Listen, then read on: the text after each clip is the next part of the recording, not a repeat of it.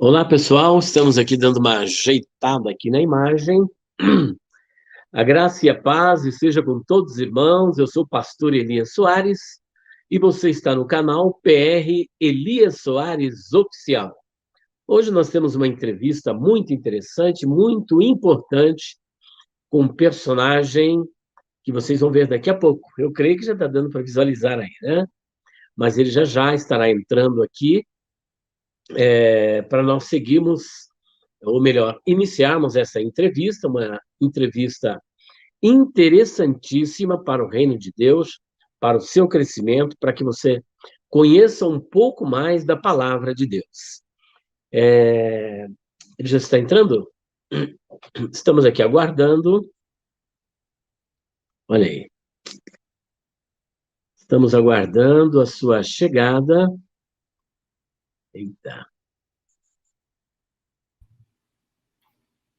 É assim mesmo. Opa! Opa, rapaz do céu! Graça e paz, guerreiro. Amém. Tudo bem, pastor? Tudo bem? Graças a Deus, tudo na paz de Cristo Jesus. Eu estou aqui anunciando, não vejo ninguém, falei, meu Deus, estou num vácuo danado aqui. Não, eu tava aguardando ali você me colocar na transmissão, eu já estava ali. Oh, meu Deus do céu. Mas ótimo, deu tudo certo, graças a Deus.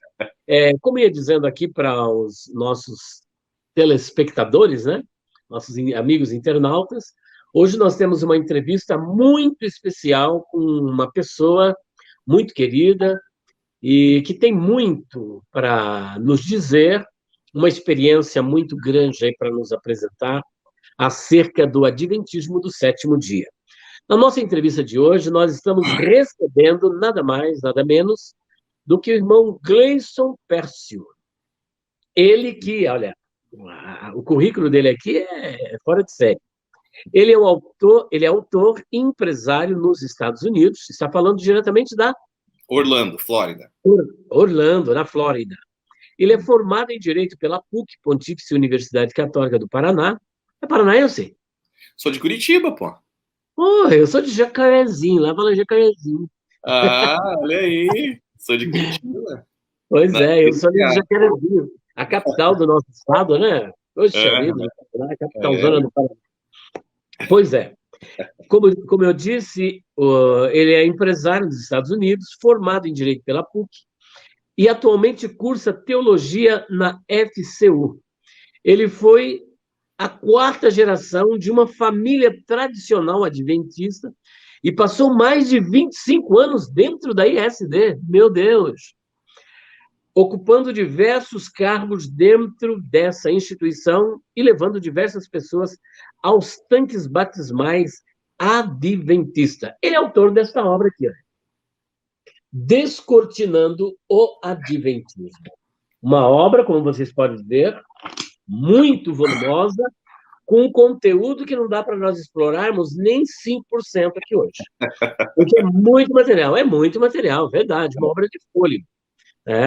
Uma obra muito bem trabalhada, laminação fosca, com reserva de verniz, o verniz UV, capa com orelha, uma obra muito bem diagramada, muito bem confeccionada, mas, acima de tudo, com conteúdo invejável, né? A abordagem que ele faz aqui é fora de série.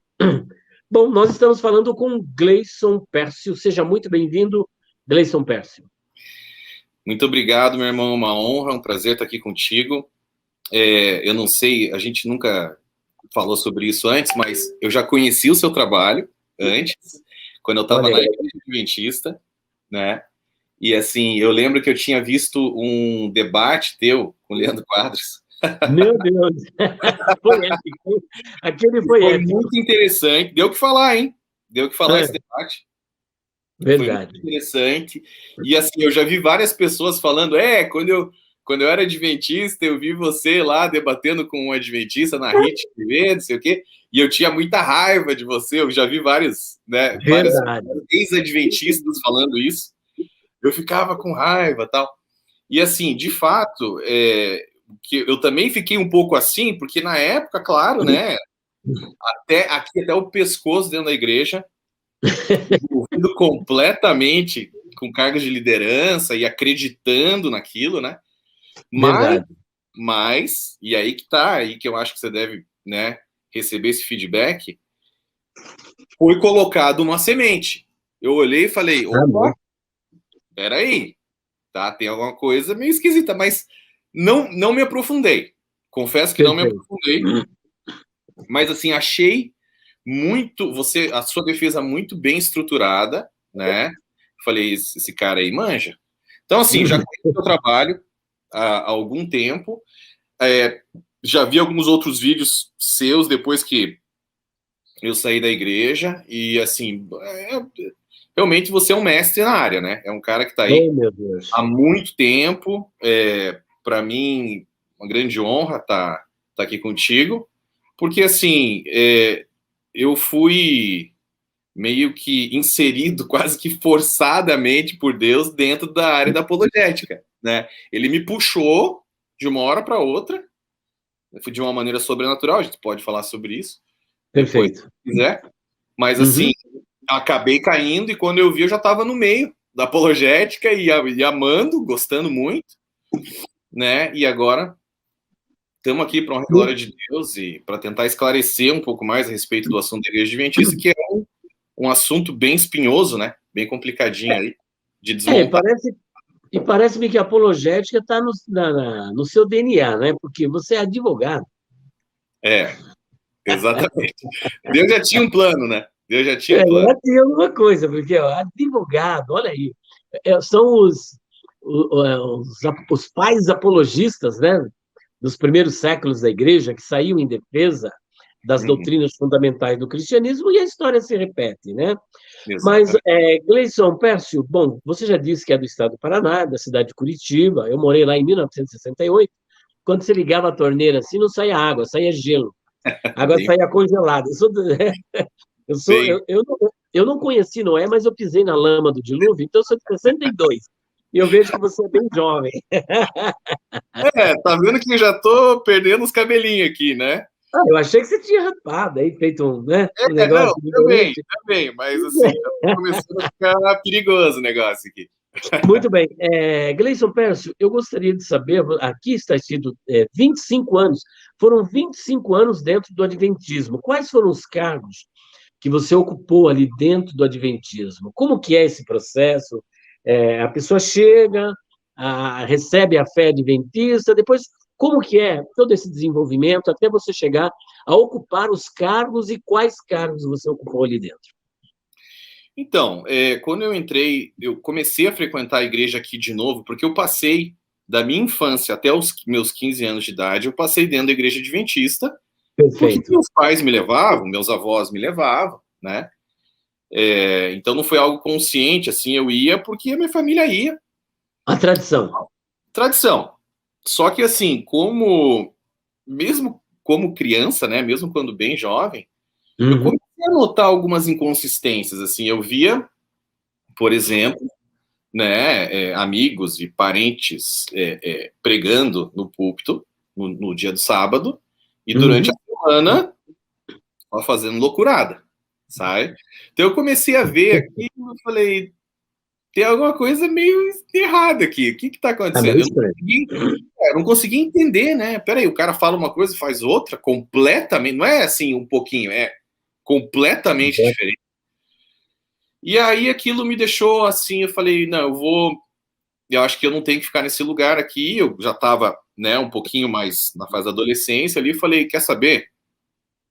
Não, eu vou partir para outra coisa. Acabei entrando no rock, montei uma banda, lancei uns CDs no Brasil lá, entrei na faculdade de Direito, me formei em Direito e tal, e meio que virei um agnóstico, digamos. Eu acreditava em Deus, mas não é aquele Deus da Bíblia mesmo, né? Acreditava que existia um Deus, acreditava até na Bíblia, mas assim, aquilo me trouxe muitas dúvidas, por isso que é muito importante, né? O cara ter uma vida reta diante de Deus, assim, ao máximo possível. Não é nem para a salvação dele, tá? É mais para que as pessoas não se escandalizem, né? Então aquilo ali me trouxe essa dúvida e eu acabei saindo fora dos caminhos do Senhor, fazer outras coisas. E eu voltei, quando eu me mudei para cá, em 2006, eu comecei a sentir falta de Deus, assim. Eu falei, não, eu tenho que buscar Deus. Eu comecei a sentir aquele negócio, tem que buscar Deus, tem que buscar Deus. E a única igreja que eu conhecia era a igreja adventista. E eu não tinha a menor ideia se aceita, se não aceita, não sabia nada disso. Uhum. Só sabia que era a igreja da minha família, dos meus avós. Perfeito. E eu, teoricamente, era assim, digamos, o garoto rebelde que saiu da igreja, mas que agora estava na hora de voltar, sabe? Então, Filho pródigo. filho pródigo. Aí, tá, entrei em 2009, comecei a receber os estudos, tal. Eles não te batizam, assim, eu não sei se todas as igrejas são assim, igrejas adventistas são assim, mas no meu caso, eles quiseram me dar todo o estudo bíblico antes de me batizar. Não, você vai ter que receber todo o estudo bíblico, são 28 estudos bíblicos, 28 doutrinas fundamentais. Para cada semana tem um estudo, e aí o cara, né, ele é ali, ele é doutrinado ali. Ele é doutrinado. Ali é feito o início da lavagem cerebral, né? E É aquele o conteúdo que tem no Tratado de Teologia. São 28 pontos discutidos 28 ali pormenorizadamente, né? Exatamente.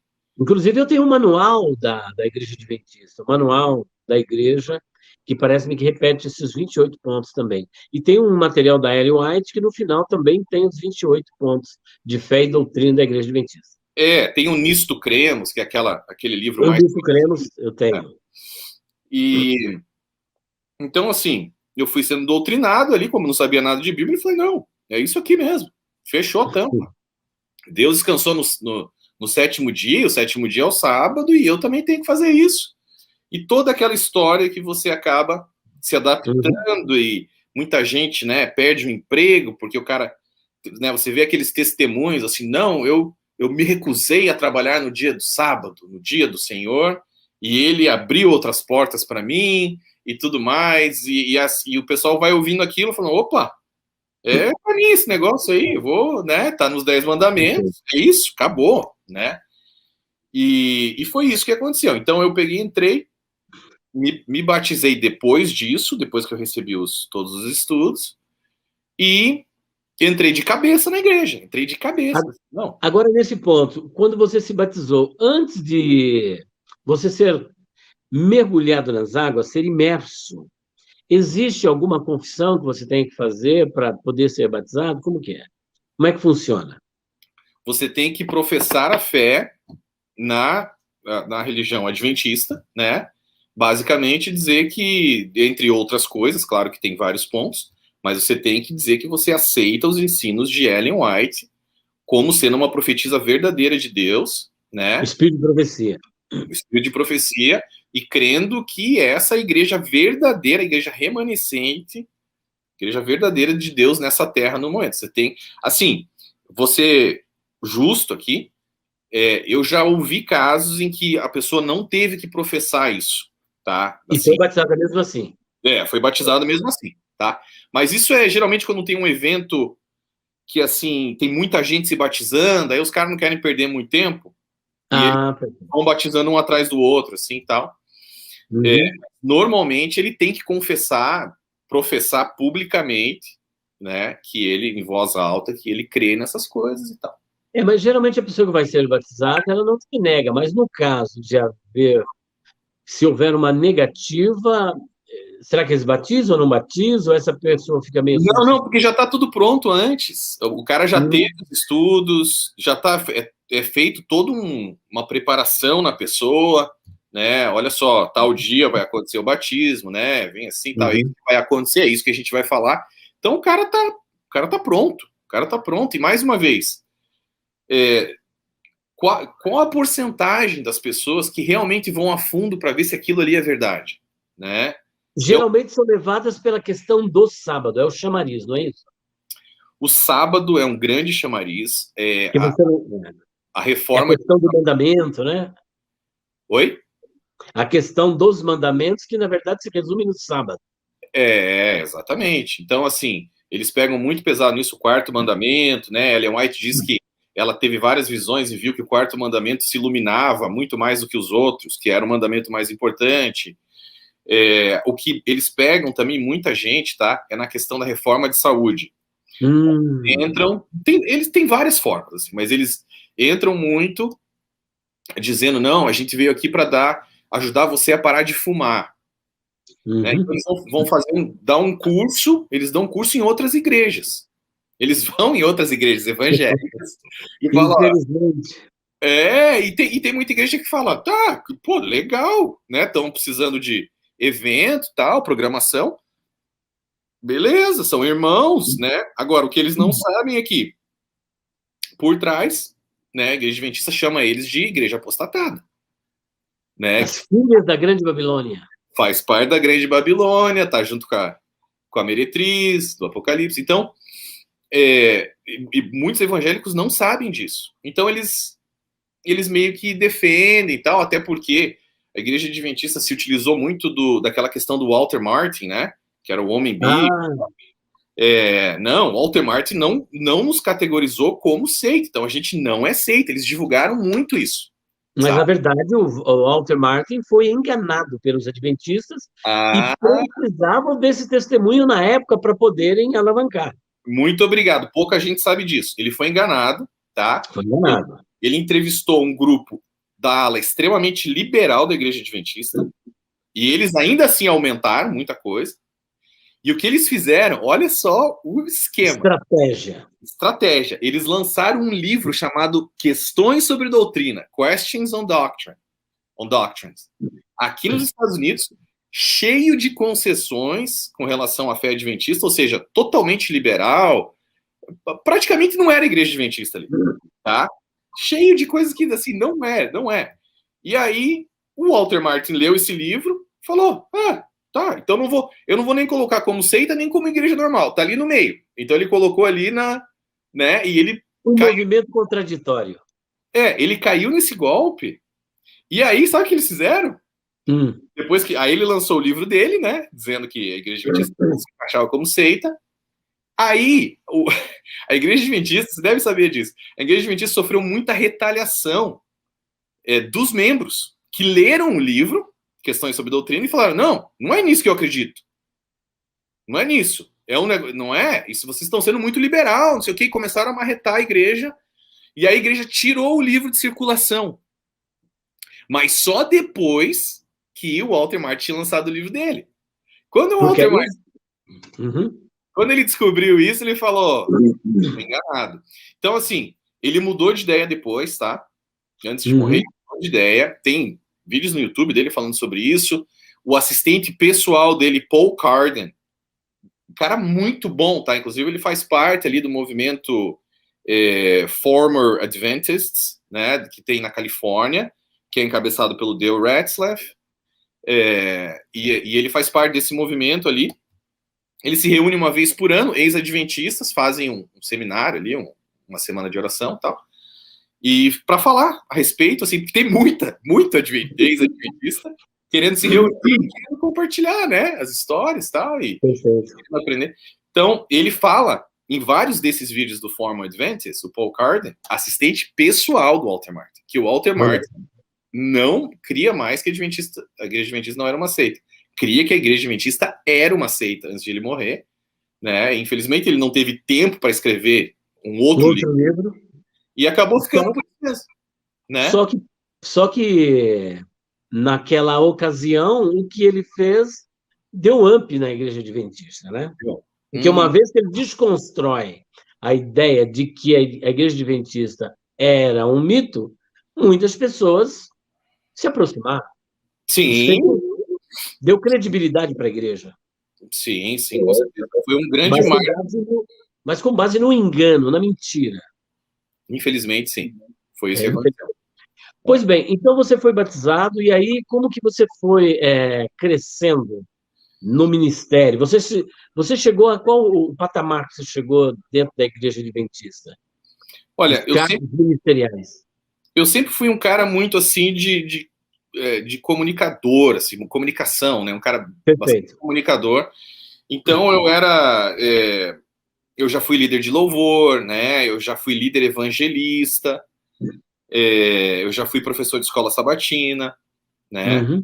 Eu creio que o último cargo que eu tive foi de líder de construção de igreja, que era um cargo que tinha ali que ninguém queria pegar, porque era muito embaçado, assim, muito complicado. E eu acabei pegando e tal, e assim, né, eu acabei arrecadando muito dinheiro para a construção de uma igreja e tal ali. Claro que toda a congregação fez isso. Então, Uhum. esse foi o meu último cargo. Mas assim, eu pregava na igreja, fazia outras coisas. E realmente entrei de cabeça. O meu hobby, digamos assim, no meu tempo livre era proselitar, né? Que o que eu chamava de evangelismo. É o que eu ia até perguntar, porque aqui, como está escrito, você levou diversas pessoas, tanques batismais, adventistas, nesse processo de proselitismo, né? Exatamente. Então, assim, eu não via, né? Eu nem sabia o que era proselitismo na época, eu só via, Perfeito, pelo meu ponto de vista era, nossa, essas pessoas vão se perder se eu não falar sobre a fé adventista, né? Para elas. perfeito. Então, todo mundo meus amigos, assim, eu queria levar até poste para a igreja adventista, né? Converter tudo, todo mundo, todos para dentro Entendi. da igreja. Então era algo que eu fazia paralelamente, não era, muitas vezes nem era o meu cargo ali, né, de evangelismo, mas Uhum. eu assumia essa posição e ia nas casas das pessoas, dava estudo, dei centenas de estudos. Perfeito. Né? Agora, quando acendeu a lâmpada, você falou, poxa, espera um pouquinho, alguma coisa está errado. Como foi que você saiu? O que motivou a sua saída da Igreja Adventista do Sétimo Dia? Então, veja bem, eu estava, como eu te disse, muito envolvido com a igreja, extremamente envolvido. Perfeito. Só que no final de 2017, eu comecei a ter uma crise espiritual. Eu comecei a notar que, assim, Deus não podia ser aquilo ali que estava me apresentando. Tinha alguma coisa errada. Eu não sabia o que que era, mas eu sentia que, assim, por que que eu não consigo vencer alguns pecados acariciados, né? Então, eu não Uhum. consigo entender por que que eu não tinha força espiritual. Por quê? Por que que eu não tenho força espiritual? E eu fazia tudo que a igreja mandava eu fazer. Guardava o sábado, levava um monte de gente para a igreja, dava estudo bíblico, dava meu dízimo, até fazia tudo, tá? Perfeito. E não acontecia. Eu falei, peraí, o que tem algo errado aqui? E eu comecei a entrar nessa crise. E eu comecei a falar para as pessoas da igreja. Eu falei, gente, eu não sei, tem uma coisa estranha aqui, eu não tô sentindo Deus, eu tô sentindo que eu tô distante de Deus, mesmo achando que eu tava próximo, mas não era algo que eu, sabe, que fazia Uhum. mudança nenhuma na minha vida. O que, na verdade, assim, o que a religião faz na nossa vida, a religiosidade, ela te impõe alguns hábitos, né, que muitas vezes são saudáveis. Né? Você vai parar de beber, você vai parar de fumar, vai parar de ir pra balada, vai parar de fazer essas loucuradas. E isso é bom, o cara se alinha tal, mas não Perfeito. necessariamente é o poder de Deus, é um hábito É. que você cria, porque as outras pessoas que estão indo na igreja com você fazem a mesma coisa e há meio que uma pressão social para você também fazer. O que eu não estou dizendo que é ruim, é bom, o cara se alinha e tal, beleza. Mas isso não é relacionamento com Deus. Então eu tinha um relacionamento com uma igreja, eu não tinha um relacionamento com Deus. A minha oração era de 5 minutos por dia, não passava disso, né? E assim, Deus na Uhum. misericórdia dele, ele fez muita coisa na minha vida, fez muito milagre e tal, mas eu não tinha esse relacionamento com ele e eu não entendia, eu não sabia como era, o que eu deveria fazer para ter um relacionamento.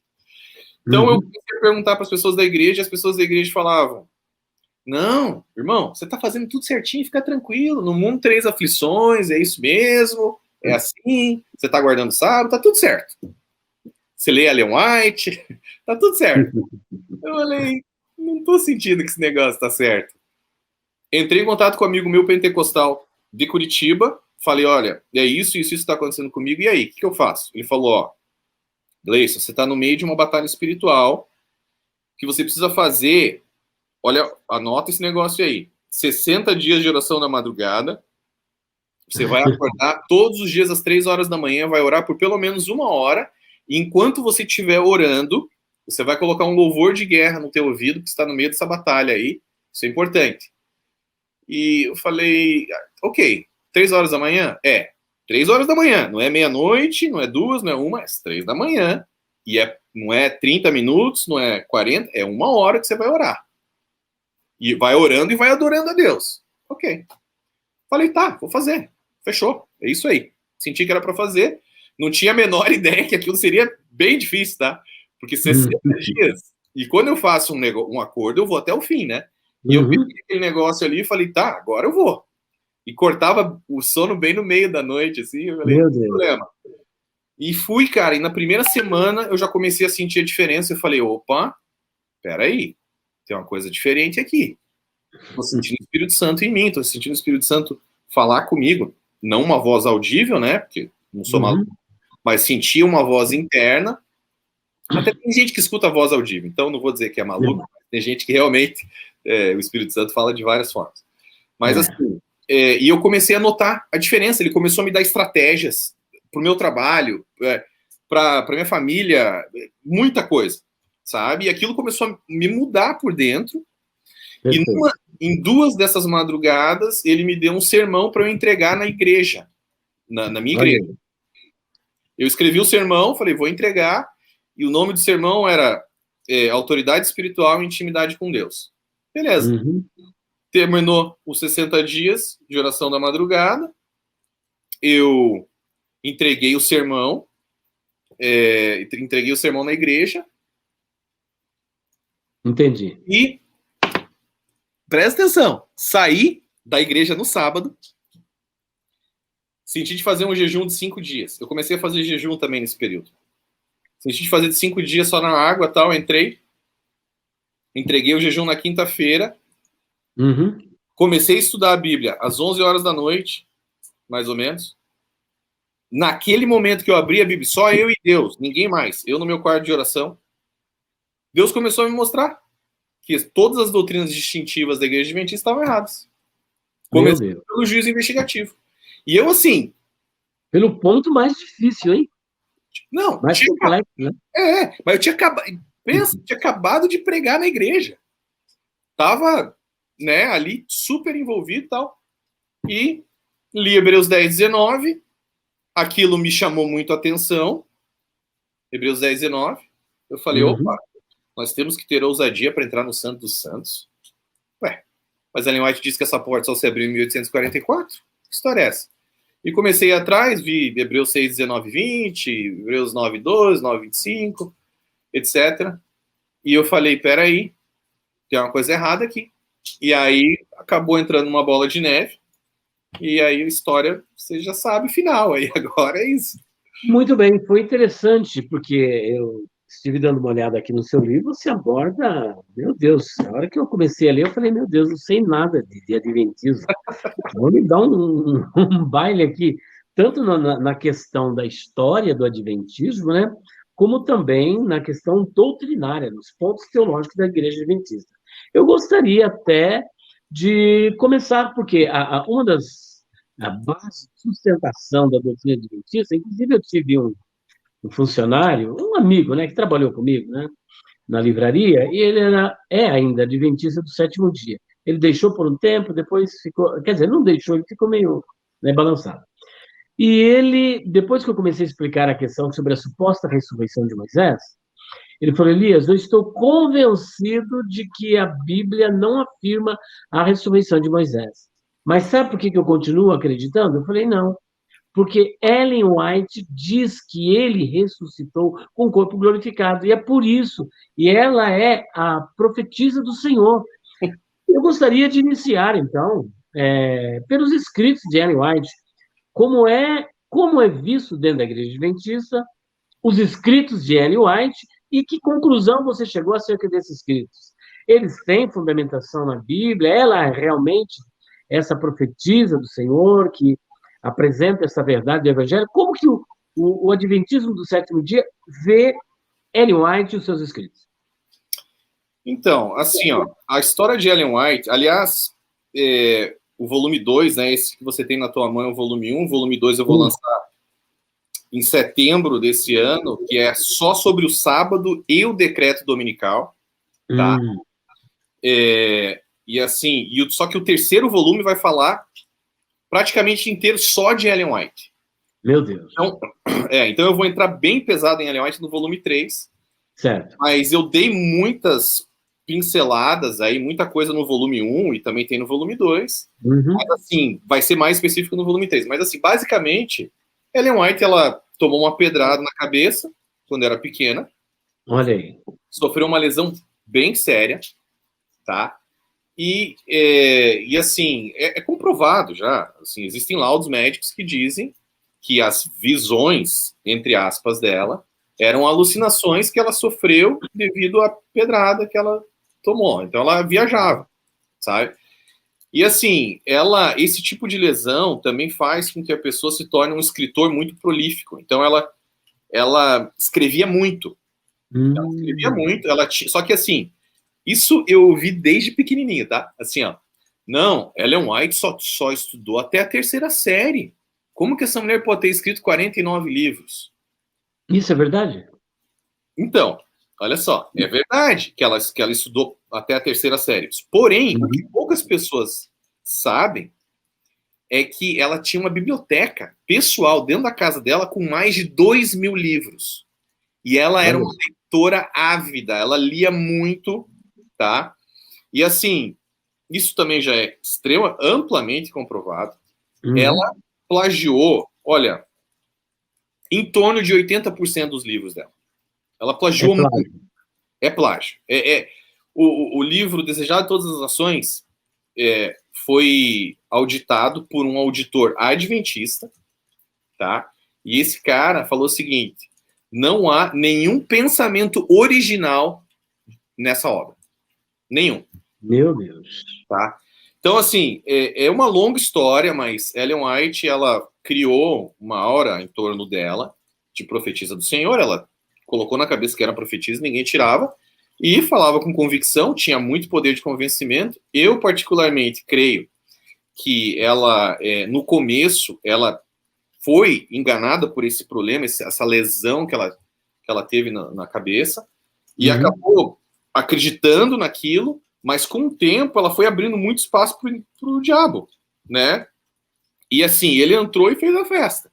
Então, dentro da igreja adventista, assim, se você falar isso para um mais tradicional, é capaz dele te apedrejar, tá? O cara fica bravo.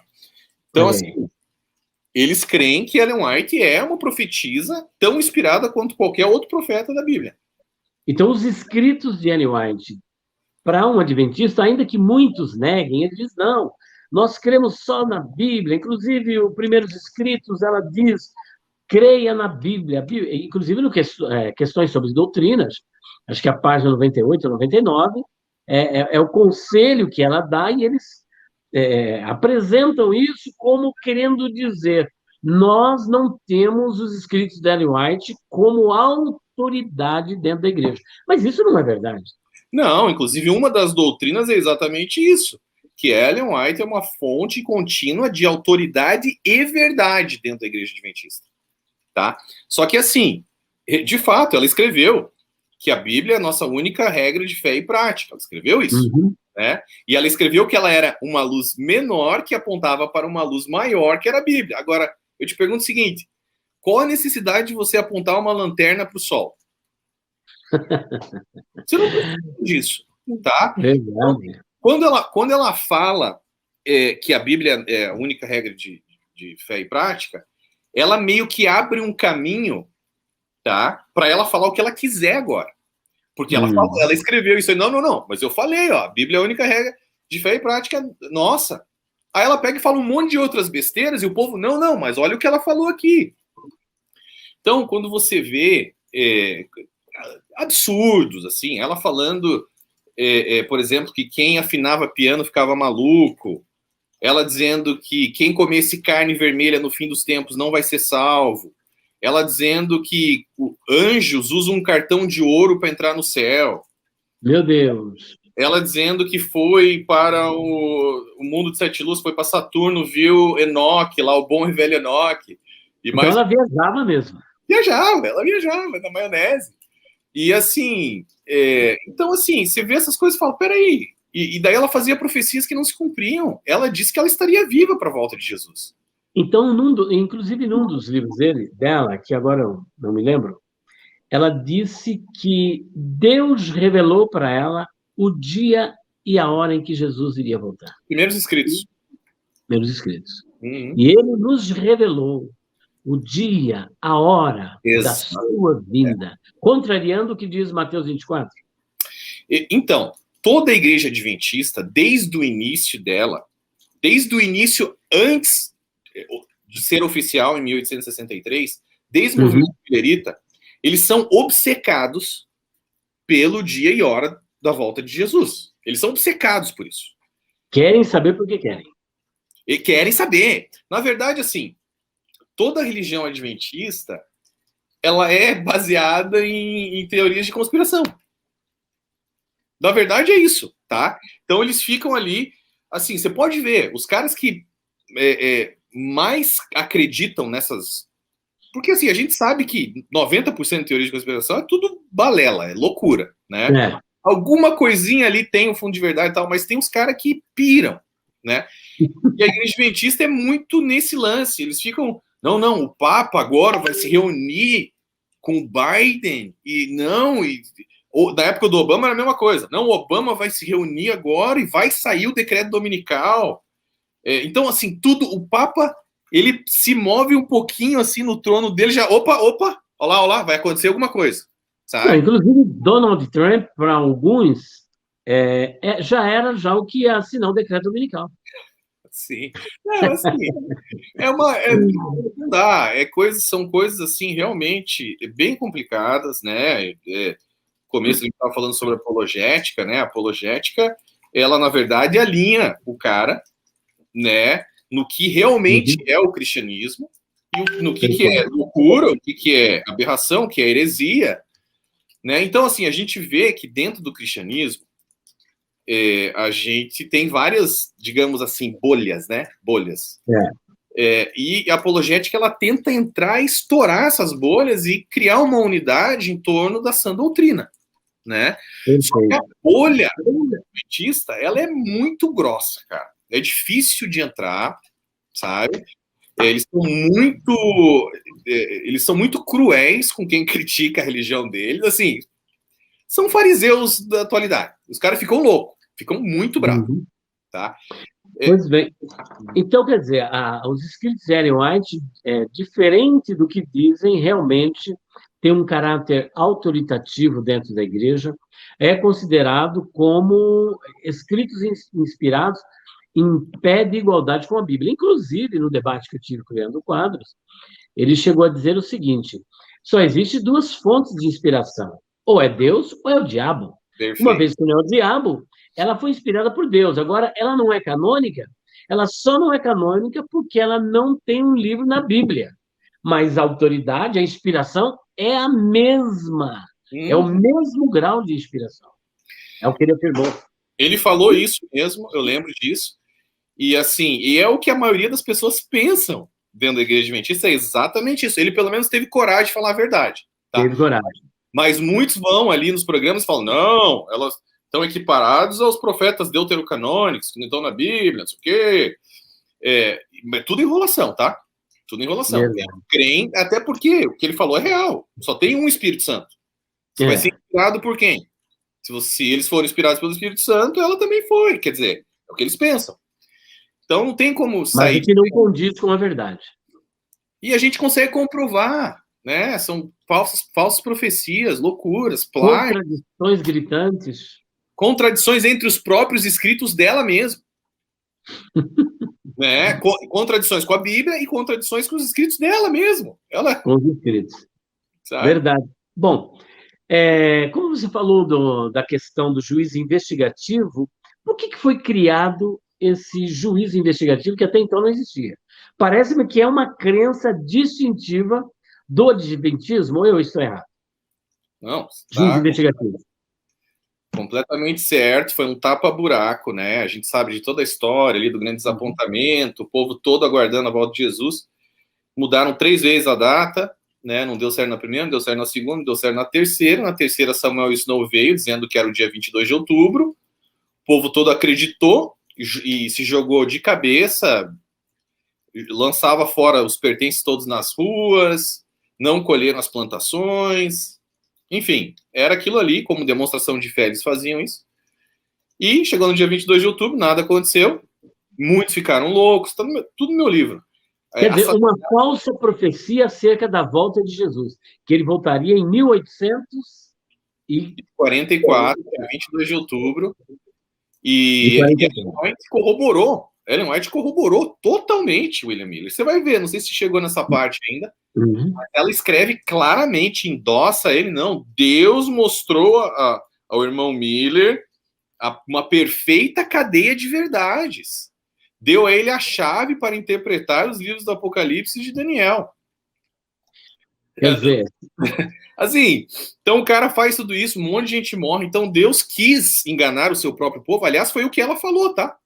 Depois que não aconteceu, ela disse, não. Deus colocou a mão por cima dos cálculos proféticos e a gente não conseguiu descobrir a verdade. Depois que ele tirou, a gente viu.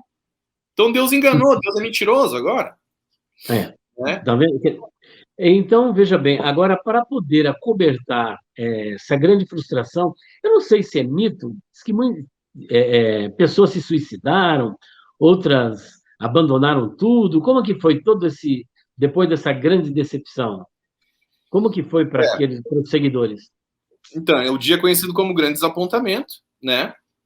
E eu fui atrás, para você ter uma ideia, eu fui na biblioteca de Washington, D.C., para buscar os jornais, as manchetes dos jornais da época, que você só encontra lá, para ver o que tinha acontecido de fato ali. Então, assim, você vai ver, porque eles romantizam a história, tá? Se você for ver o filme lá deles, não falam nada disso, não falam nada do que aconteceu de verdade. Né? Então, assim, o povo se matou, marido matou esposa, mãe matou filhos morreram de frio porque eles passaram a noite toda e o dia todo aguardando fora de casa a volta de Jesus, e era muito frio, era lá no norte, né, New England e tal, então era muito frio. E aí, assim, não cobriam as crianças, nem nada disso, e eles acabaram morrendo de frio. Muitas crianças morreram de frio, mas muita gente ficou louca. Foi uma crise de saúde pública maior que a febre amarela e a cólera aqui nos Estados Unidos. Isso, houve uma reportagem, então, relacionada a isso. Tem jornais, vários jornais ao redor dos Estados Unidos inteiro divulgaram o que aconteceu ali, tá? Então, assim, tá tudo aí, depois você lê, tá no 3º capítulo. Mas, então, assim, foi bem feio. E aí, o que aconteceu? Claro que isso durou, né?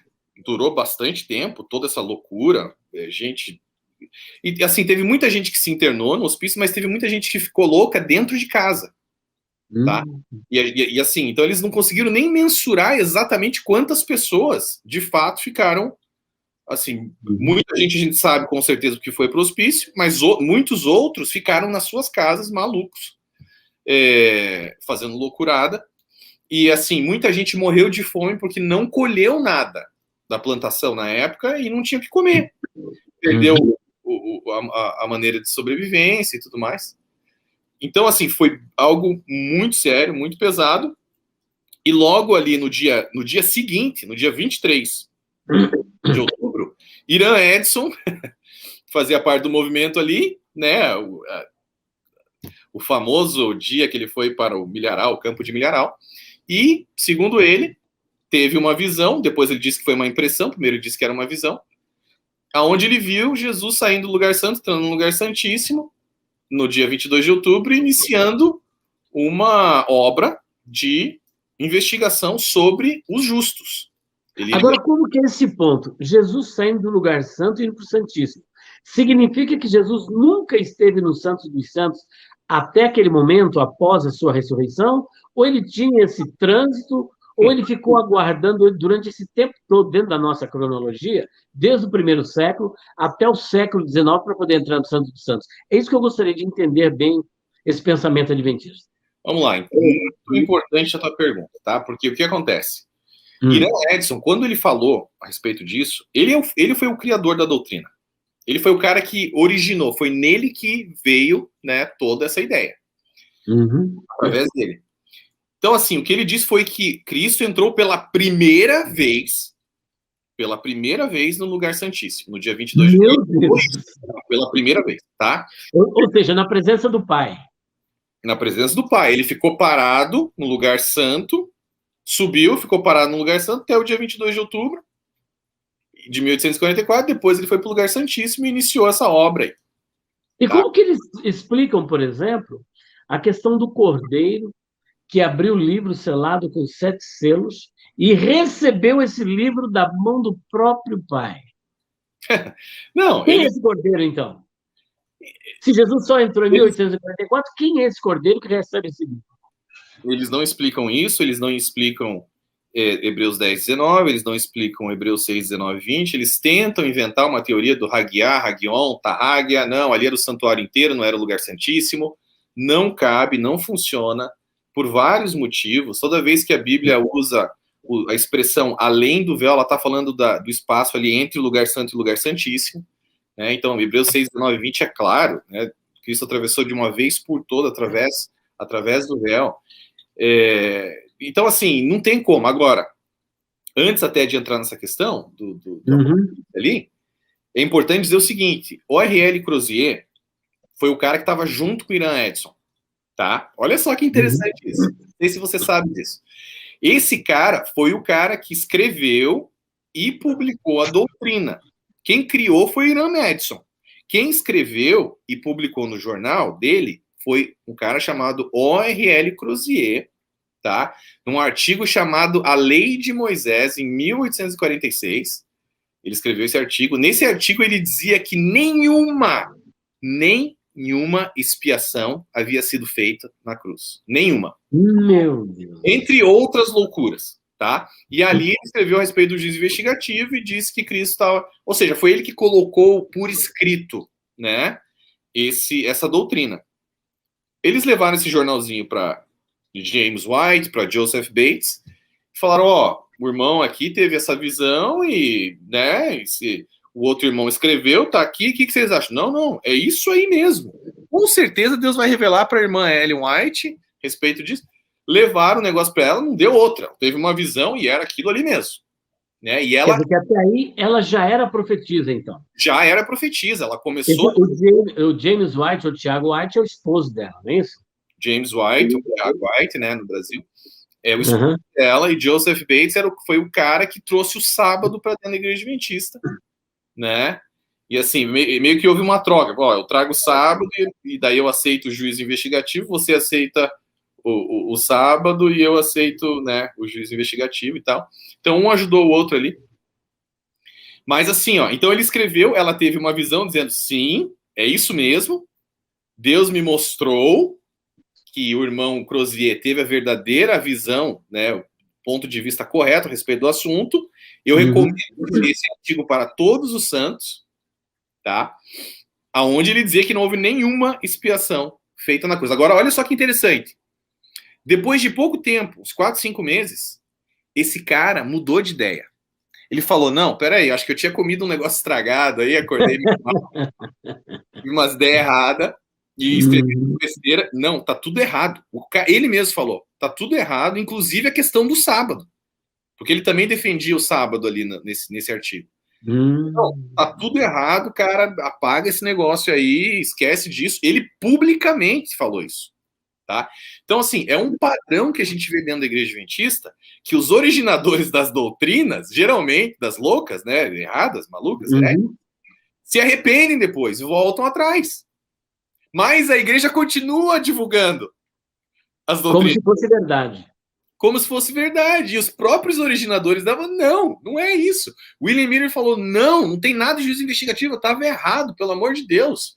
Ele nunca apoiou nenhuma ramificação ali, desdobramento dele. Agora, só para entendermos, o juiz investigativo, então, ele é criado para cobertar essa grande frustração da volta de Jesus, mas do que se trata esse juiz investigativo? O que Jesus está investigando? Afinal de contas, o que está vendo lá no céu?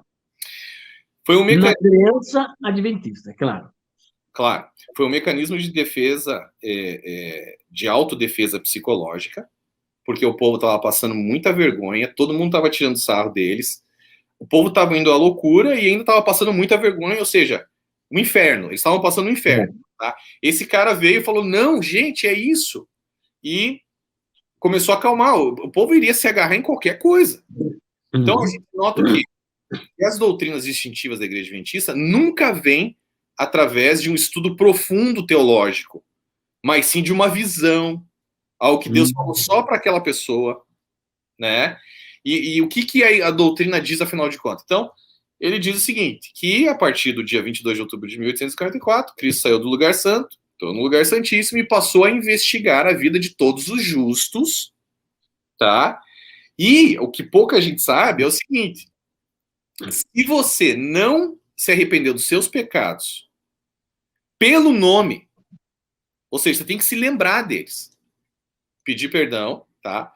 Se arrepender e andar na linha. Se você não fez isso, você está perdido.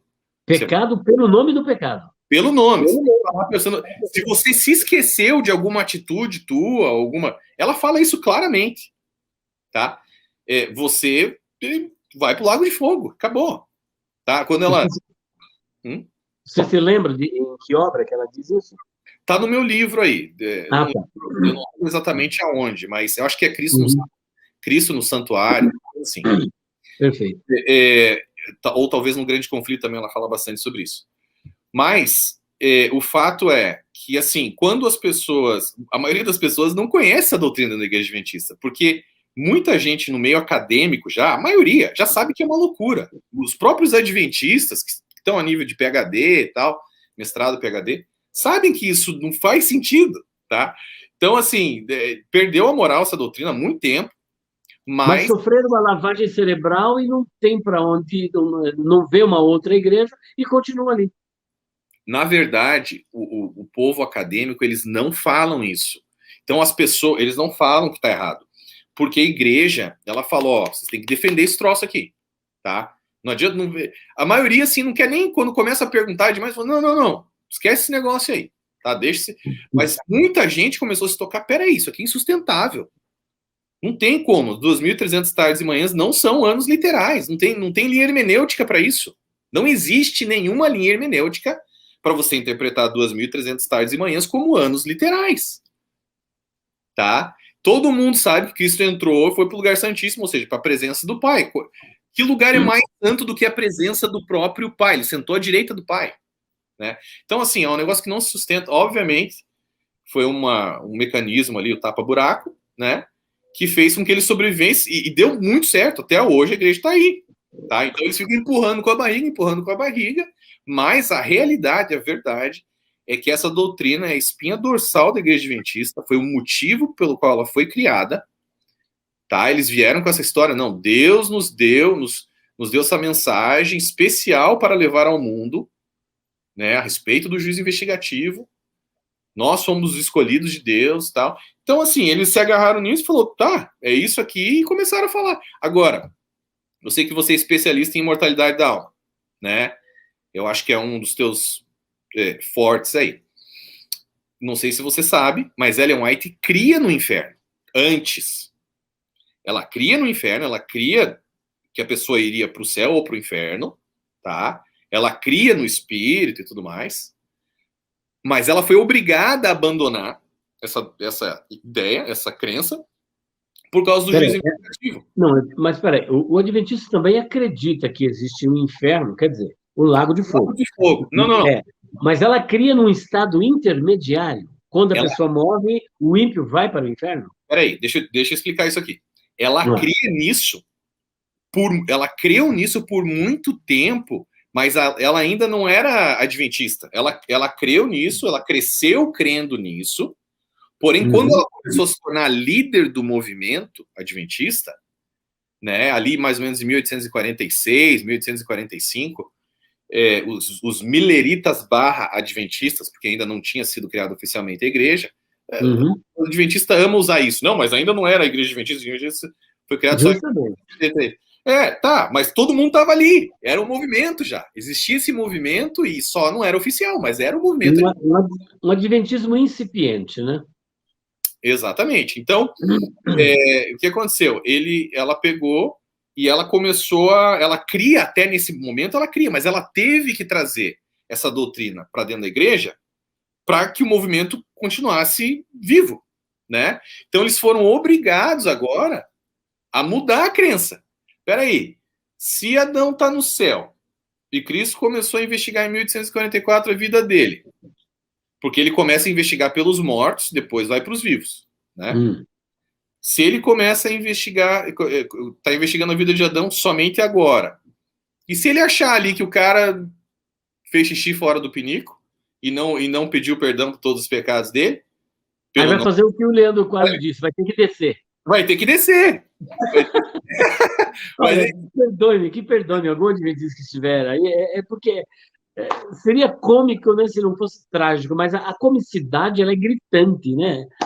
Pelo amor, né? É muito difícil, depois que você vê as verdades, né, encontra essas verdades, entende tudo o que aconteceu, o porquê na história, e você vai juntando as peças, você vai vendo, peraí, não tem como ser um movimento legítimo de Deus. Isso aqui então, em outras palavras, então, acreditavam na imortalidade da alma, porque se Adão está no céu, eles negam isso, o corpo não foi para o céu, ele não foi com o corpo glorificado, quem foi? Foi sua alma.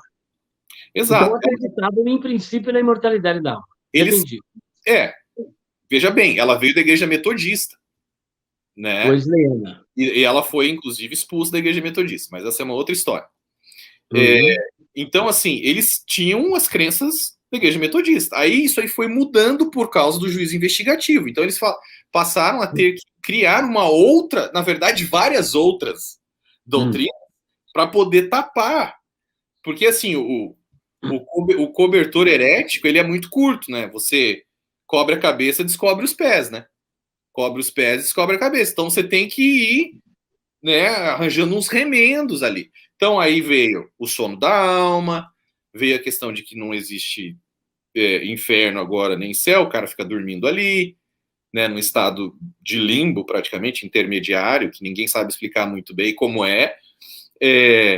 Daí eles vieram com a ideia de que Jesus é Miguel, porque daí Miguel tinha que ressuscitar Moisés, porque Moisés aparece no Monte da Transfiguração. E aí, como é que resolve esse problema? Ah, não, mas Miguel é Jesus. E Jesus ressuscita. Então eles começaram a criar um monte de coisa acoplada. Para poder defender uma falsa doutrina, criaram outras. Exatamente. Mas ficando ali na questão do juízo investigativo, então a pessoa corre o risco de, naquele dia, a pensar que é salvo e, na verdade, ele não é. E as pessoas, de certa forma, então, não têm essa autoridade para dizer o seguinte: eu estou salvo. Esse é um dos maiores problemas, tá? Ninguém dentro da igreja adventista, ninguém, assim que eu digo, que siga, né, o que a igreja diz, ensina para eles, acredita que está salvo agora. A própria Ellen White falava: você não pode nem ensinar e nem crer que você está salvo agora. Tá? Vai depender desse juízo no final. Vai depender do juízo, nosso nome pode chegar a qualquer momento e vai ser uma surpresa muito grande. A maior surpresa que nós vamos ter é que a gente vai estar no céu. Né? Meu Deus, que angústia que vive esse povo. Então, assim... Mas aqueles que sabem disso, os que não sabem, estão naquela certeza de que vão para o céu. Estão até numa condição melhor do que os que têm conhecimento. Mas isso é dito nos púlpitos, tá? Isso é dito... Porque esse ensinamento de Ellen White, ele meio que se espalhou, assim, pela igreja toda, né? Então, assim, é algo normal, você ouvir no púlpito, você ouve os próprios pais passando esse ensinamento para os filhos, né? Então, assim, o adventista, ele não tem a segurança na salvação dele. Esse é um grande problema. Muitos adventistas que estão no leito de morte, os caras ficam desesperados, tá? Porque eles não sabem o que vai acontecer com eles. Eles não sabem. E essa doutrina do santuário, que Jesus foi lá para estar lá purificando o santuário, purificando do quê? Purificando, né? Porque teoricamente o que aconteceu ali em Levíticos 16, todo o processo expiatório e tal, é o que está acontecendo no céu. Então, lá, quando uma pessoa orava ali, colocava as mãos na cabeça do bode, né? E transferia os pecados da pessoa para dentro do templo, isso aí teria que ser purificado no dia da expiação, né? Então, eles dizem que os pecados da humanidade, dos justos, foram levados ao céu pelo sangue de Cristo. Os pecados. Alguns dizem que é a confissão dos pecados, outros dizem que são os pecados. É um negócio meio... Foram levados para o céu, ou seja, o sangue de Cristo, que é o elemento mais purificador do universo, na verdade, para o adventista, serviu para poluir o santuário celestial. Né? Então, então, assim, e ele tem que purificar esse santuário aí, tá? Desses pecados e tal. Então, assim, é um negócio que, sabe, não faz sentido. Não faz o menor sentido. Agora, vamos caminhar para a questão da doutrina da guarda do sábado. Quando se vai falar acerca do sábado com o adventista, eles dizem que isso daí não é um ponto de salvação. Mas nós sabemos que Ellen White chegou a dizer que a guarda do sábado implica em salvação eterna. É também um ponto assim nevrálgico, um ponto central da igreja, a guarda do sábado, não é isso? Tanto é verdade que a maioria das pessoas que saem das outras denominações e vão para o adventismo vão justamente por causa dessa questão da guarda do sábado. Como que é a visão do sábado dentro do adventismo? O que ela disse foi: santificar o sábado ao Senhor importa em salvação eterna. Tá? Ela disse isso. Então, é uma doutrina esquizofrênica, por quê? Porque eles dizem que o sábado, você vai perguntar para um membro e ele vai falar: não, a guarda do sábado não te salva. E se eu deixar de guardar? Isso está perdido. Ué, mas peraí, como assim? É assim. Então é uma doutrina esquizofrênica, tá? Então, assim, o que acontece, algumas curiosidades aqui. Quem trouxe, aliás, isso vai ser, né, lançado no meu livro ali, no volume 2, quem trouxe a ideia do sábado para dentro da igreja adventista foi um cara chamado Joseph Bates, tá? Que era um marinheiro. Uhum. O cara era um marinheiro, ele não era um teólogo, ele não tinha nenhum tipo de base teológica, nada. Ele era um cara que adentrou o movimento milerita, criou algumas células ali de grupos pequenos, né? E ele liderava esses grupos, ele começou a achar um pouco de proeminência, ele ficou amigo dos Whites e tal, e ele um dia leu um artigo do Thomas Preble, ou Preble, dizendo que a guarda do sábado era o mandamento ali, né, o quarto mandamento, a guarda do sábado, havia sido esquecido e deveria ser reinstaurado, né, reinstituído ali, dentro dos dogmas cristãos e tal. Perfeito. E esse cara absorveu isso aí de uma mulher chamada Rachel Oakes, que era uma batista do sétimo dia, enfim. Então esse cara, ele pegou e trouxe isso para dentro da igreja e começou a falar coisas absurdas, dizer que... veja bem, isso foi depois já do grande desapontamento, e o povo das outras igrejas, começou a tirar muito sarro deles. E falar: não, né, a gente falou que isso aí estava errado, por que vocês acreditaram nisso? Então eles ficaram com muita raiva, eles ficaram com muita, assim, um sentimento de vergonha, mas ao mesmo tempo de vingança, eles queriam se vingar. Então eles jogaram tudo isso nessa doutrina. Vocês guardam domingo, vocês são a igreja apostatada, né? Então eles tentaram virar o jogo aí, falando isso e dizendo que a marca da besta era a guarda do domingo. Então a gente vê, assim, anos e anos, né, dos pais da fé ali, os reformadores, né, a gente vê Lutero, Calvino, todo aquele povo que os caras eram super respeitados, né, eram recebidos por chefes de estado, falavam o grego e o hebraico fluentemente, sabiam demais. E Joseph Bates entrou e falou: não, tudo que esses caras falaram tá errado. Tá? Não é nada disso daí, não. A marca da besta é o domingo. O cara que não tinha nenhum tipo de base teológica. Você está entendendo o tamanho do problema? E as pessoas começaram a acreditar. Começaram a acreditar nisso. Por quê? Porque houve essa troca, né, ó, você me ajuda com o sábado, que eu te ajudo com o juízo investigativo e ainda falo que você é a profetisa verdadeira do Senhor. Beleza? Beleza, vamos lá.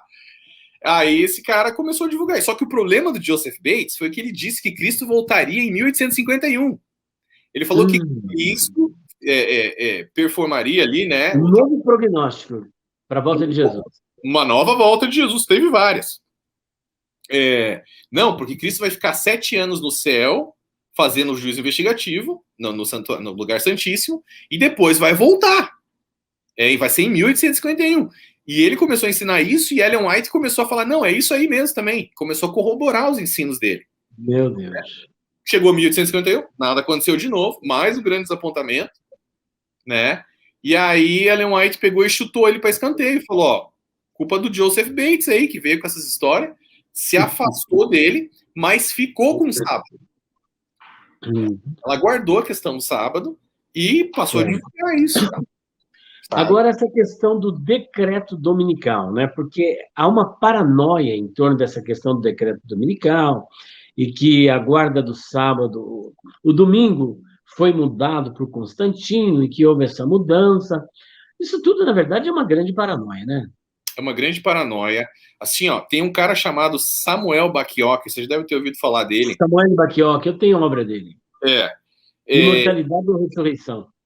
Exatamente. Esse cara é um dos teólogos adventistas mais respeitados ali entre eles, né? Porque ele, se não me engano, ele pegou o PhD dele lá em Roma, ele teve acesso aos arquivos papais e tal.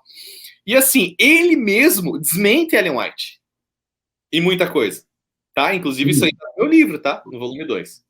Ele mostra comprovação, porque Ellen White falou que o domingo tinha sido mudado ali só com Constantino, o sábado para o domingo, né? E que a Igreja guardava o sábado e tal. E Samuel Bacchiocchi foi lá e falou, não é verdade isso.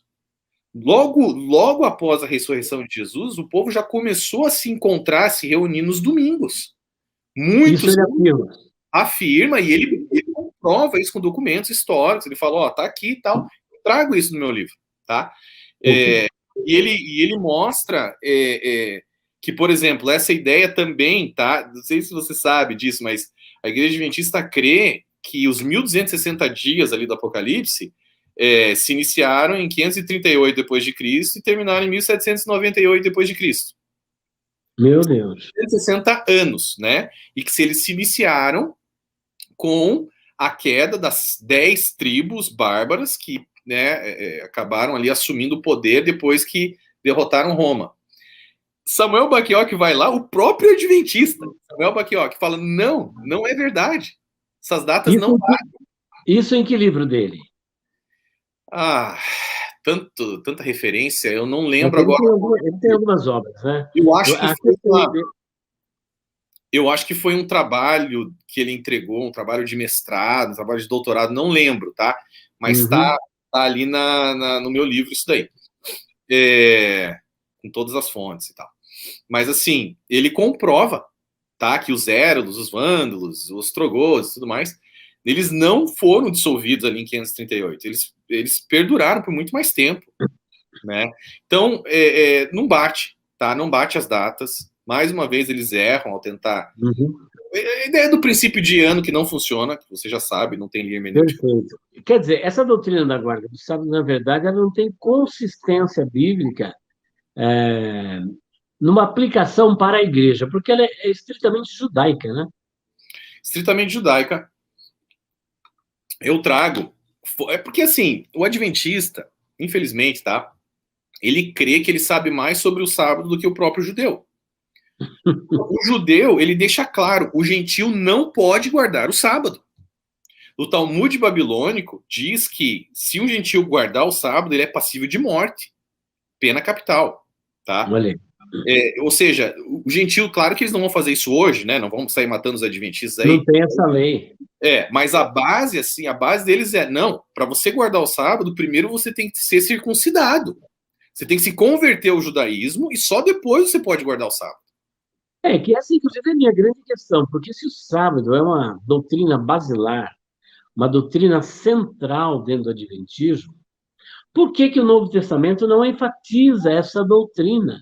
Você precisa de fazer arranjos, dar cambalhotas, fazer pirueta e aplicar uma exegese para poder comprovar essa famosa guarda do sábado.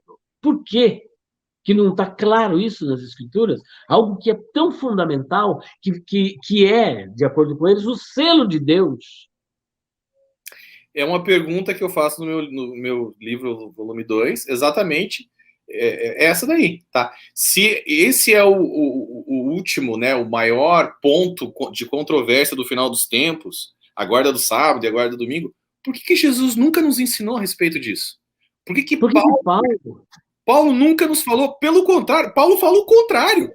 Colossenses 2,16, Romanos 14,5, Gálatas 8, 9 a 11, 4, 9 a 11, enfim, tem, assim, fala o contrário.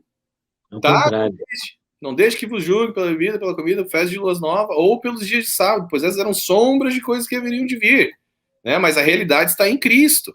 Então, assim, Colossenses 2,16, você mata a questão.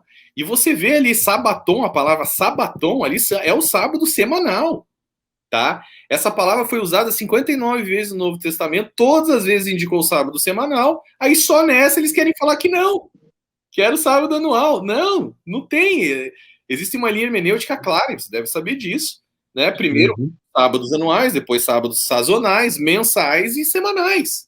É assim que o escritor do Antigo Testamento coloca, quando ele vai falar de festas anuais, de sábados de lua nova, enfim, e dos sábados semanais. E é assim que Paulo escreve. Né? Ele coloca na mesma ordem ali. E o último, por que ele iria repetir 2 vezes o sábado anual? Não faz sentido. Então, sabe, é muita coisa que o povo não sabe.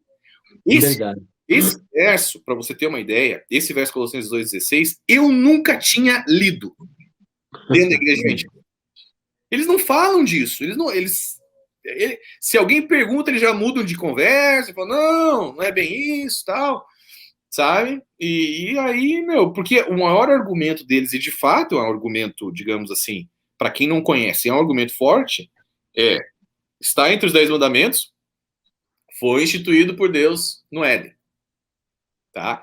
Agora, o que eles não sabem, e é claro que eu não vou ter tempo para falar de tudo aqui, mas assim, Deus, ele não se cansa, logo ele não descansa. Deus é onipotente. A palavra ali é shavat, que quer dizer finalizar a obra. Tem nada a descansar. Deus não deitou numa rede e descansou no 7º dia. Tá? Isso é uma loucura.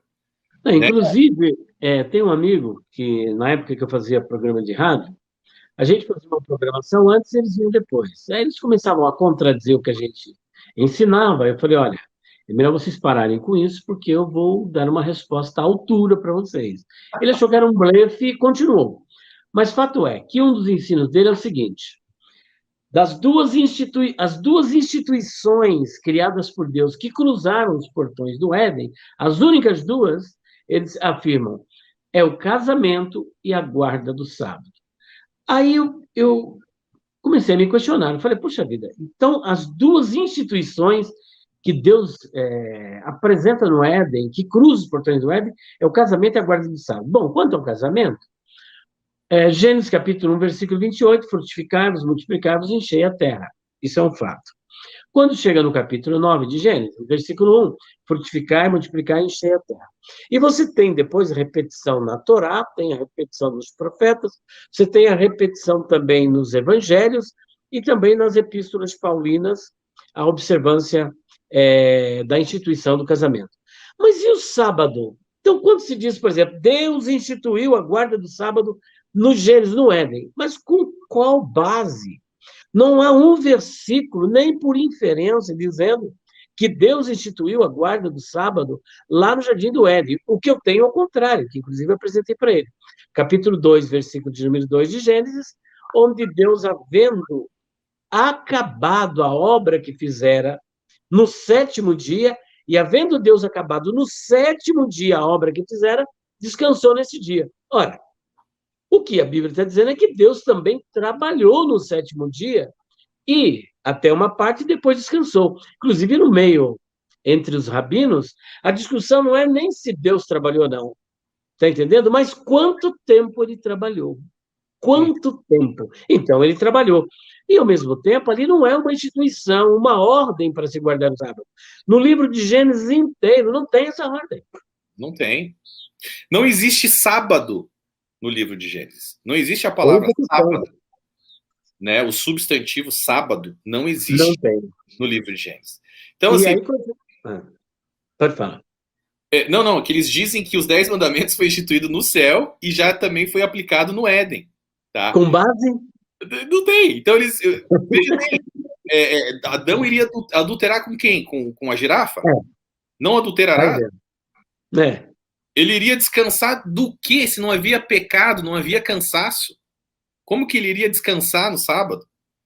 Então, assim, são várias questões. O povo não entende. Na verdade, o sábado é uma lei cerimonial elencada entre os 10 mandamentos. Era um sinal, nunca um selo. Era um sinal entre Deus e o povo de Israel. Somente, tá? Ninguém mais. Êxodo capítulo 31 diz isso. Exato. Então você vê, por exemplo, Levíticos 23, você vê que o sábado era uma santa convocação, era uma festa, era uma cerimônia. Tá lá, escrito, só ler, né? E assim, era não vou entrar muito aqui porque é muito extenso, mas o sábado, na verdade, era um sinal contínuo, né, entre Deus e o povo de Israel. Existia o sinal iniciático, que era a circuncisão, e o sinal contínuo era o sábado, né? Aí, na nova aliança, tudo muda, né? Muda as leis, muda as partes, muda os sinais. Agora, o sinal iniciático, né, da entrada da pessoa no cristianismo é o batismo, e o sinal contínuo é a Santa Ceia. Eu falo extensamente sobre isso. Verdade. Agora, inclusive, tem um texto aqui em Êxodo 31, que diz o seguinte, 31:12. Falou mais o Senhor a Moisés, dizendo: Tu, pois, fala aos filhos de Israel, dizendo: certamente guardareis meus sábados, porquanto isso é um sinal entre mim e vós nas vossas gerações, para que saibais que eu sou o Senhor, que vos santifica. E ainda diz: portanto guardareis o sábado, porque santo é para vós. Aquele que o profanar certamente morrerá. Porque qualquer que nele fizer alguma obra, aquela alma será extirpada, ou seja, vai morrer no meio do seu povo. 6 dias se fará a obra, porém o 7º dia é o sábado de descanso, santo ao Senhor. Qualquer que no dia do sábado fizer obra, certamente morrerá. Guardarão, pois, o sábado os filhos de Israel, celebrando o sábado nas suas gerações, por concerto perpétuo entre mim e os filhos de Israel, será um sinal para sempre. Depois, lá em Ezequiel, capítulo 20, versículo 12, versículo 20, repete dizendo que é um sinal. Deuteronômio, capítulo 5, versículo 12 a 15. Eu não sei como aplicar isso para a igreja. Exatamente. Então foi muito bem colocado isso daí. E assim, mas eles também usam aquela questão de Apocalipse 14, né? Dizendo que Apocalipse está em Apocalipse 12 também, que o dragão cirou contra aqueles que guardam os mandamentos de Deus e tem o testemunho de Jesus. Eles falam, tá vendo? Olha aqui, ó, os mandamentos de Deus, olha aqui, ó, né? Então, o dragão, o diabo, se ira contra a igreja adventista. Tá. Qualquer um que se levanta já é aliado do dragão contra a igreja. Só que o que eles esqueceram de falar, aquela palavra mandamentos ali é entolês no grego. Tá? Toda vez que João, quem escreveu o Apocalipse foi João, toda vez que João usa o entolês, ele está querendo dizer os ensinamentos de Cristo, a lei de Cristo. São os ensinamentos de Jesus. E ele fala qual é o ensinamento de Jesus. Ele deixa claro, né, que amar o próximo como a ti mesmo. Tá? E assim, quando ele queria dizer a lei, ele usava outra palavra, nomás, era uma outra palavra. Não tinha nada a ver com a entolês. A lei era outra coisa, e a lei não se divide. A lei são as 613 leis da Torá. Os 10 mandamentos. 613 mandamentos, né? 613 mitzvot. Mitzvot, exatamente. Então, você não consegue separar os 10 mandamentos. Se você vai guardar o sábado, você tem que guardar toda a lei. Por exemplo, uma das mitzvot, né? Que é uma mitzvah, é apenas um mandamento, né? Sem contar a Ruká. Porque Ruká também acaba entrando, Ruká seria um estatuto. Mas dos 613 mandamentos, que inclusive Ramban, né? Que é o Rav Moshe Ben Maimonides, ele apresenta os mandamentos positivos, negativos, os 613, e um dos mais importantes, que é conserto perpétuo, é o chamado Brit Milá, ou seja, o pacto da circuncisão, que era a aliança antes de haver guarda do sábado, que começa depois da saída do Egito, já havia o pacto da circuncisão, e que era perpétuo. Porque eles falaram, não, o sábado tem que ser guardado porque ele é um mandamento perpétuo. Tá, mas a circuncisão também é um mandamento perpétuo. A Páscoa é um mandamento perpétuo. Vários sacrifícios eram mandamentos perpétuos. Basta lermos Êxodo, Levítico, Números. Eu fui grifando tudo que é perpétuo, perpétuo, perpétuo, inclusive aquilo que eles chamam até de cerimonial, perpétuo. Por que não se observa, então, esses mandamentos perpétuos? E que, inclusive, para o judeu, a marca distintiva do judeu não é o sábado, é a aliança, é a circuncisão. Deveria observar também. Perfeito. Aliás, em Oséias, sim, falam várias vezes, né? O mandamento perpétuo, mas Oséias 2, se não me engano, 16, 17, diz que Deus iria eliminar o sábado, iria acabar com o sábado, né? Então, essa história, assim, né? A gente tem que ter calma, né? Quando ele fala perpétuo, peraí. Mas, de qualquer forma, a gente nota também que a Igreja Adventista ela tem um problema muito sério de síndrome de vira-lata. Ela tem várias síndromes ali, infelizmente. Mas a síndrome de vira-lata, e vou ter que ser justo com eles, também não é exclusivo a eles, várias igrejas também são assim, mas as mais legalistas são mais, elas não conseguem entender o evangelho da graça. Não existe meritocracia na sua salvação. Nós somos justificados pela fé e salvos pela graça. Tá? Nada do que a gente fizer vai, né, nos salvar. Foi o que Cristo fez. Então eles não creem nisso, porque eles não conseguem imaginar como é que pode Deus vai me dar isso de graça. Não, eu tenho que fazer algo. Eu tenho que guardar o sábado. Né? É claro que eu não creio no uma vez salvo, sempre salvo. Você pode jogar esse presente fora, né? Deixando de crer em Jesus, enfim. Mas eles não conseguem entender essa diferença. Eles não conhecem o evangelho, pastor. Eles não conhecem o evangelho. Esse é o problema. É por isso que eu estou fazendo tudo isso, tá? Porque eles não conhecem o evangelho e, assim, eu creio que de tempos em tempos, Deus, ele usa pessoas para reformar alguns movimentos. Ele, pela misericórdia dele, pela graça dele, né, ele usa pessoas para falar, peraí, tá fora, esse negócio, vocês não conhecem meu evangelho. Vamos sacudir esse negócio aqui para que essas pessoas, são meus filhinhos também, conheçam o evangelho e parem de colocar a salvação na força do braço deles. Porque assim é a melhor maneira de você se perder, achando que você consegue se salvar. Como nós estamos caminhando para o tempo do fim, né? Nós temos aí a questão da imortalidade da alma, e não acreditar na imortalidade da alma, eu acho que reforça o argumento do juiz investigativo, né? Existe uma razão por que eles não acreditam na imortalidade da alma, né? Exatamente, foi aquilo que eu te falei. Eles são obrigados a colocar a pessoa num estado de limbo intermediário de existência, porque eles não conseguem fazer nada além disso, exatamente por causa do juízo investigativo. Então, assim, eles usam um eufemismo bíblico, é sempre no buraco, né? É sempre na falha, é sempre nas conjecturas as mais improváveis. Então, eles usam o eufemismo do sono, que Jesus usa para dizer a menina dorme, mas ela morreu, ou Lázaro morreu, Lázaro dorme, né? Mas ele morreu. E usam aquele dorme para dizer, tá vendo? Ele tá dormindo, ele dorme.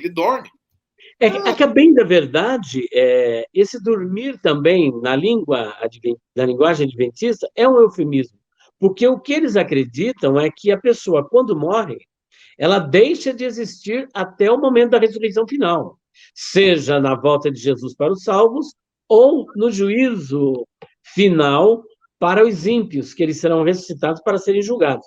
Então, eles acreditam no aniquilacionismo parcial, porque a pessoa é aniquilada, e depois aniquilada para sempre, depois de um período no lago de fogo, não é isso? Isso é um grande problema, porque até assim, Ellen White foi perguntada, tá, peraí, mas e Jesus então? E o corpo dele, quando ele subiu? Não, ele deixou o corpo dele aqui. Ele não levou, ou seja, era uma outra estrutura, Meu Deus. Não era o corpo dele. Então, exatamente, muito bem colocado. Eles, assim, como é que funciona exatamente isso? Ou seja, o cara, ele é desconstruído, ele é aniquilado, né, temporariamente. Como que você tem certeza que você vai ser a mesma pessoa depois? O teu pensamento, se ele não é contínuo, isso cria diversos problemas, né? Ou seja, o que eles creem que que o espírito é o fôlego de vida, que voltou para Deus, é um sopro. Então, o cara morre, daqui a pouco, acabou de morrer aqui, entra um sopro dentro de Deus. É isso. Você trouxe. Não tem uma alma consciente, porque eles são monistas, né? A bem da verdade, né? Eles acreditam que o homem é um monobloco. Morrendo um, morre tudo. E aí depois é reconstruído tudo na ressurreição. Bom, de certa forma, é a doutrina do aniquilacionismo, né? Sim. É um problema, como eu te disse, porque eles creem toda essa reconstrução. Claro que nosso corpo glorificado vai ser diferente, né? Mas, assim, não é essa ideia, eles criam uma outra ideia, né? Que não há... É igual o Testemunho de Jeová. O Testemunho de Jeová também não acredita que é o mesmo corpo, né? Agora, o Senhor Jesus, ele derruba toda essa argumentação, que quando ele aparece para os discípulos, ele diz, olha, tocai e vede, que sou eu mesmo, porque o Espírito não tem carne nem osso, como vocês veem que eu tenho. E depois aqueles anjos, né, falando para aqueles discípulos ali no Monte das Oliveiras, né, em Betânia, que fica no sopé do monte. Varões galileus, por que estáis olhando tanto para o céu? Esse Jesus que vocês estão vendo subir, ele voltará do mesmo jeito que vocês estão vendo, é com o mesmo corpo. A gente não sabe exatamente como é que vai funcionar esse corpo, porque ele atravessa paredes, né? Ele atravessa paredes, ele entra ali com os discípulos ali e tal, dentro da casa. Então a gente não sabe como vai funcionar exatamente. Mas assim, existem vários problemas, você sabe, técnicos aí dentro dessa teologia que não funcionam. Enfim, você já está cansado de saber disso daí, né? E já debateu muito bem com os adventistas a respeito disso várias vezes. Então, é perfeito, a sua colocação é perfeita. É isso aí mesmo. Bom, eu quero falar mais um pouquinho sobre o seu livro. O Gleison Percy lançou essa obra, Descortinando o Adventismo, volume 1, e você está em vista já de lançar o volume 2, né? Aqui ele faz uma abordagem bem interessante sobre várias doutrinas. Ele deu apenas uma pincelada, mas aqui ele vai falar, por exemplo, sobre, vamos supor, o grande conflito entre o reino de Deus e a religiosidade, as origens da IASD e a farsa do juiz investigativo.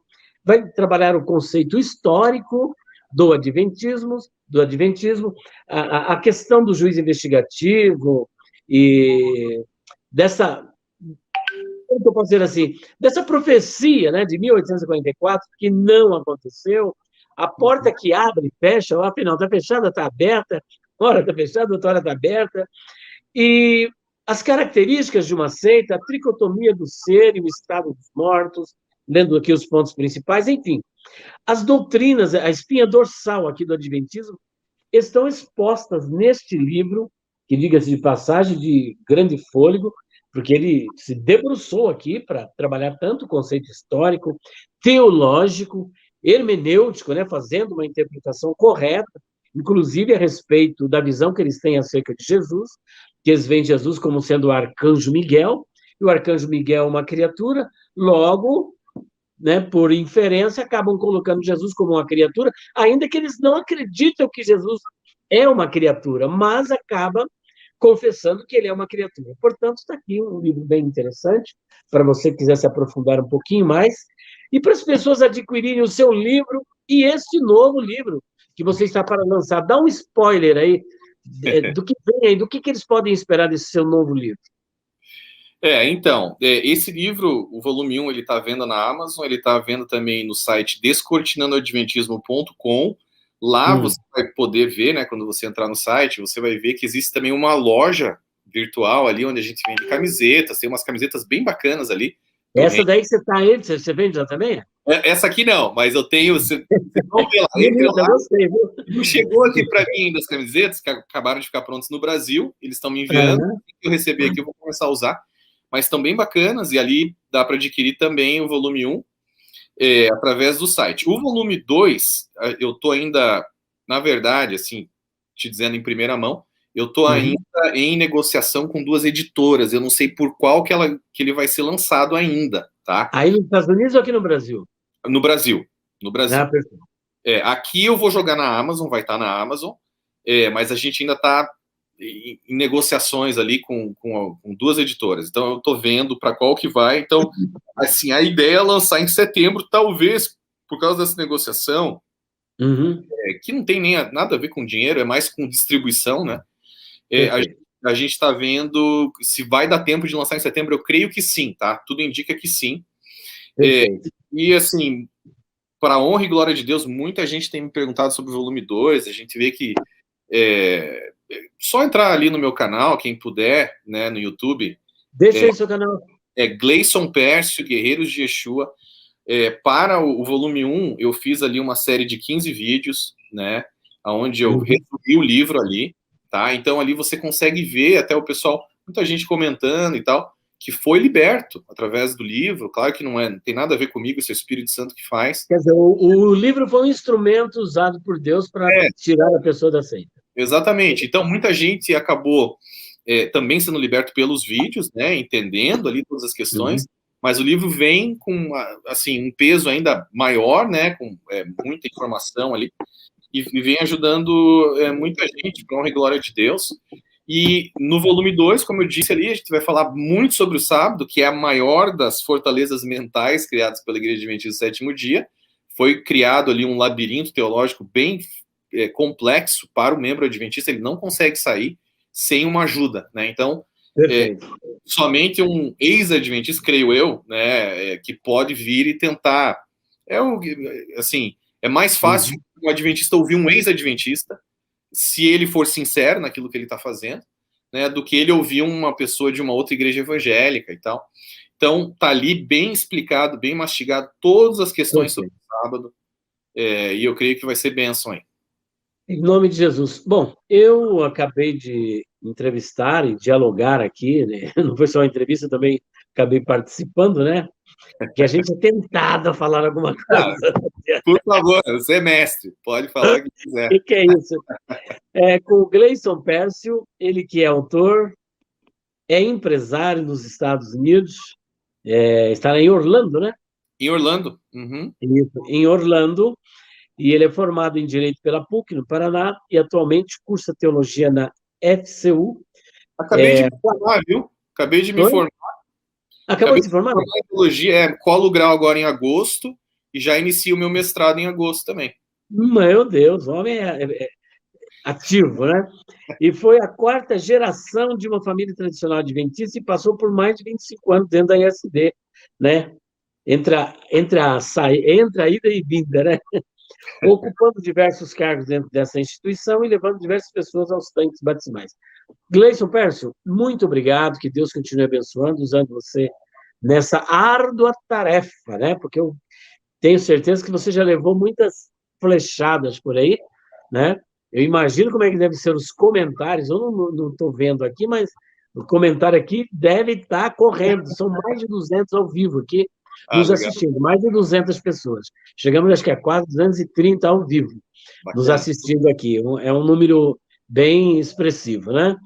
E espero que, assim que você lançar o volume 2, nós tenhamos aí uma próxima entrevista para a glória do Senhor Jesus. Com certeza, só chamar, vai ser um prazer, muito obrigado pelo apoio, né? A CACP também tem me apoiado bastante. Pastor João Flávio Martinez.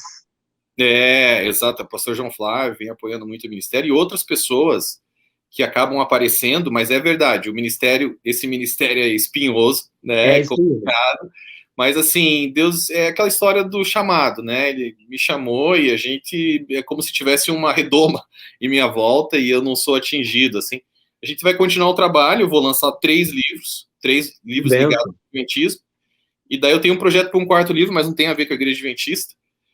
Mas eu vou entregar o que eu prometi para Deus, vou entregar esses 3 volumes aí para a honra e glória de Deus, e espero que muita gente seja liberta, em nome de Jesus. Amém.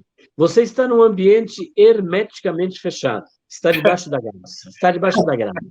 É impenetrável.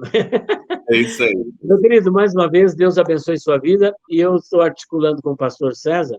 Eu já cheguei a falar com ele, mas ele não me deu aquele retorno, né? Eu não gosto de ficar assim também toda hora, mas para você dar essa entrevista na rádio, na Música FM 105.7. Eu espero que em breve possamos fazer uma entrevista. Mas assim que sair o próximo livro, e quando você vier para o Brasil, não, de repente, vamos lá para o Vejam Só, né? Porque... Vamos. Eu vou estar aí no final do ano, né? É só programar, vai ser um prazer também. Tá bom. E vamos sim, vai ser ótimo.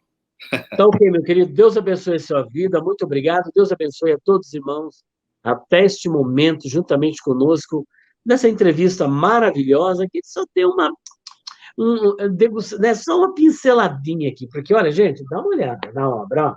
É uma obra densa, com quase 500 páginas, formato 16x23, capa, laminação fosca, verniz UV, quase que em relevo, olha aqui, ó, em alto relevo. Meus parabéns pela obra e que Deus continue te abençoando, em nome de Jesus. Glória a Deus, meu irmão. Muito obrigado. Deus te abençoe. Amém. Vamos ficando por aqui. Até a próxima live, se Deus quiser. Deus abençoe a todos, em nome de Jesus.